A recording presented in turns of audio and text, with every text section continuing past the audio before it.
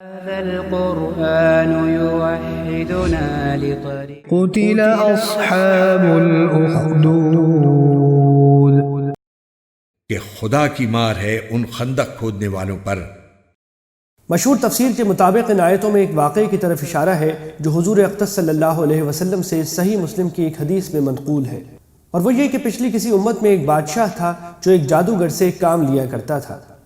جب وہ جادوگر بوڑھا ہو گیا تو اس نے بادشاہ سے کہا کہ میرے پاس کوئی لڑکا بھیج دیا کرو جسے میں جادو سکھاؤں تاکہ میرے بعد وہ تمہارے کام آ سکے۔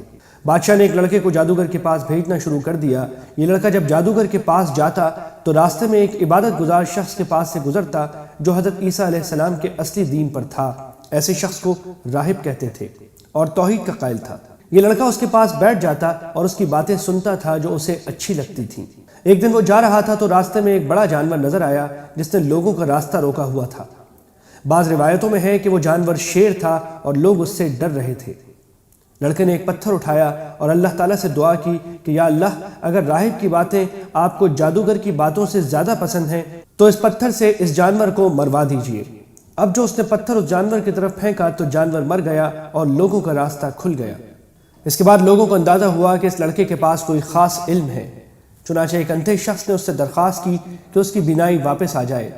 لڑکے نے اس سے کہا کہ شفا دینے والا تو اللہ تعالیٰ ہے، لیکن اگر تم یہ وعدہ کرو کہ اللہ تعالیٰ کی توحید پر ایمان لے آؤ گے تو میں تمہارے لیے اللہ تعالیٰ سے دعا کروں گا۔ اس نے یہ شرط مان لی۔ لڑکے نے دعا کی تو اللہ تعالیٰ نے اس کو بینائی عطا فرما دی اور وہ توحید پر ایمان لے آیا۔ ان واقعات کی خبر جب بادشاہ کو ہوئی تو اس نے اس نابینا کو بھی گرفتار کر لیا اور لڑکے اور راہب کو بھی، اور ان سب کو توحید کے انکار پر مجبور کیا۔ جب وہ نہ مانے تو اس نے نابینا شخص اور راہب کو تو آری سے چروا دیا اور لڑکے کے بارے میں اپنے نوکروں کو حکم دیا کہ اسے کسی اونچے پہاڑ پر لے جا کر نیچے پھینک دیں۔ لیکن جب وہ لوگ لڑکے کو لے کر گئے تو اس نے اللہ تعالیٰ سے دعا کی، پہاڑ پر زلزلہ آیا جس سے وہ لوگ مر گئے اور لڑکا زندہ رہا۔ بادشاہ نے حکم دیا کہ اسے کشتی میں لے جا کر سمندر میں ڈبو دیا جائے۔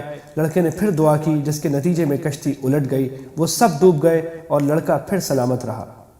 بادشاہ جب عاجز آ گیا تو لڑکے نے اس سے کہا کہ اگر تم مجھے واقعی مارنا چاہتے ہو تو اس کا ایک ہی طریقہ ہے، اور وہ یہ کہ تم سب لوگوں کو ایک میدان میں جمع کر کے مجھے سولی پر چڑھاؤ اور اپنے ترکش سے تیر نکال کر کمان میں چڑھاؤ اور یہ کہو کہ اس اللہ کے نام پر جو اس لڑکے کا پروردگار ہے، پھر تیر سے میرا نشانہ لگاؤ۔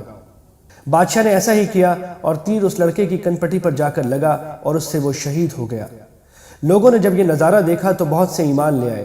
اس موقع پر بادشاہ نے ان کو سزا دینے کے لیے سڑکوں کے کناروں پر خندقیں کھدوا کر ان میں آگ بھڑکائی اور حکم دیا کہ جو کوئی دین حق کو نہ چھوڑے اسے ان خندقوں میں ڈال دیا جائے۔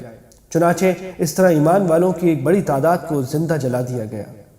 صحیح مسلم کی اس حدیث میں یہ صراحت نہیں ہے کہ سورہ بروج میں خندق والوں کا جو ذکر ہے اس سے یہی واقعہ مراد ہے۔ محمد بن اسحاق نے اس سے ملتا جلتا ایک اور واقعہ بیان کیا ہے اور اس کو سورہ بروج کی تفسیر قرار دیا ہے۔ یہاں اس تفصیل کا موقع نہیں ہے۔ حضرت مولانا حفظ الرحمن صاحب سیو خاروی نے قصص القرآن میں اس پر بہت مفصل بحث کی ہے، اہل علم اس کی مراجعت فرمائیں۔ هذا القرآن يوحدنا لطريق الخير